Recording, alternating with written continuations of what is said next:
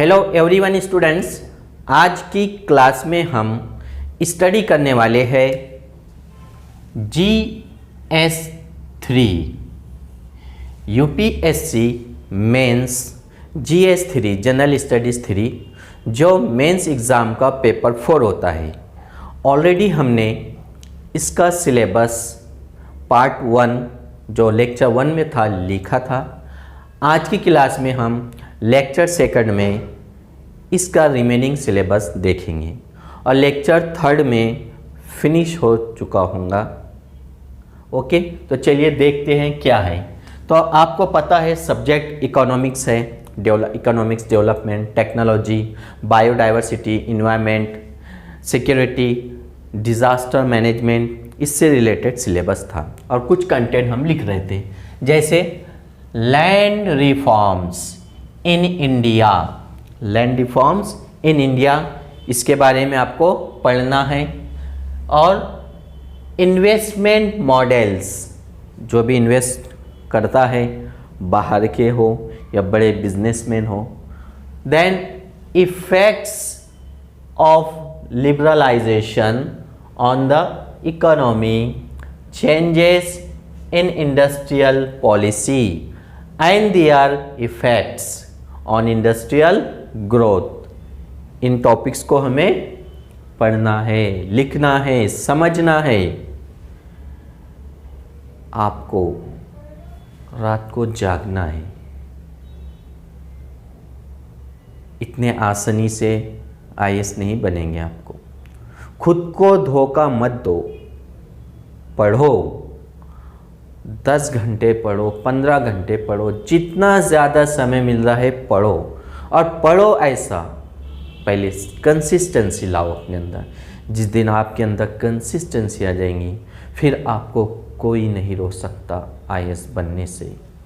तो next, infrastructure, इसमें क्या है आपको energy, ports, roads, airports, railways etcetera हम देखते हैं। न्यू ट्रैक बनती है, नए नए रोड, नेशनल हाईवेज, एयरपोर्ट बनते हैं, रोड्स बनते हैं, एनर्जी, तो ये सब काम हो रहा है, ये डेवलपमेंट है। Understand. Then science and technology. अब साइंस एंड टेक्नोलॉजी में आपको पढ़ना क्या है?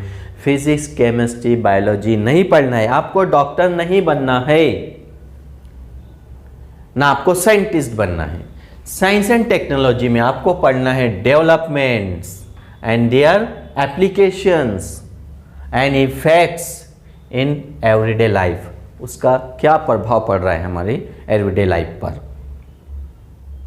आधार data, NASA, ISRO, Chandrayaan first, Chandrayaan second, और नई नई टेक्नोलॉजी, कई वेबसाइट है, कंप्यूटर्स है, मोबाइल्स है, उन टेक्नोलॉजी के बारे में आपको पढ़ना है और उसका हमारे लाइफ पर क्या प्रभाव पड़ता है। Then achievements of Indian in science. अब भारत ने क्या क्या अचीव किया है साइंस एंड टेक्नोलॉजी में। साइंस एंड टेक्नोलॉजी में indigenisation of technology and developing new technology. New technology में हमारा क्या रोल है, हम कहाँ हैं, क्या कर रहे हैं दूसरे देश की बनिस्बत। जो अमेरिका, रशिया, जापान, चाइना, उसमें अब हमारा भी नाम आ रहा है टेक्नोलॉजी में, तो उसके बारे में आपको पढ़ना है।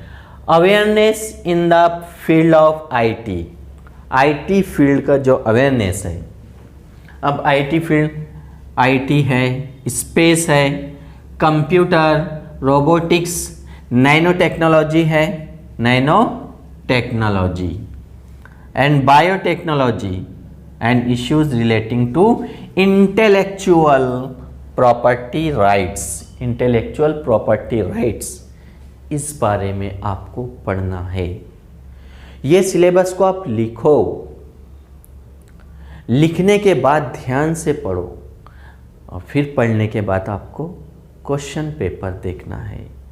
क्वेश्चन पेपर में देखो साइंस एंड टेक्नोलॉजी से कौन सा क्वेश्चन है, इकोनॉमिक्स से कौन सा क्वेश्चन है, डिजास्टर मैनेजमेंट से कौन सा क्वेश्चन आया है, फिर एनालाइज करो। देन उसके बाद आप NCERT रेफरेंस बुक फिर स्टडी शुरुआत करते हैं। अंडरस्टैंड? तो जब आपको IAS बनना है तो सेक्रीफाइस, रात को जागना पड़ेगा, दोस्तों को छोड़ना पड़ेगा, ऐशो आराम को छोड़ना पड़ेगा, बाद में सब कुछ मिलेगा आपको।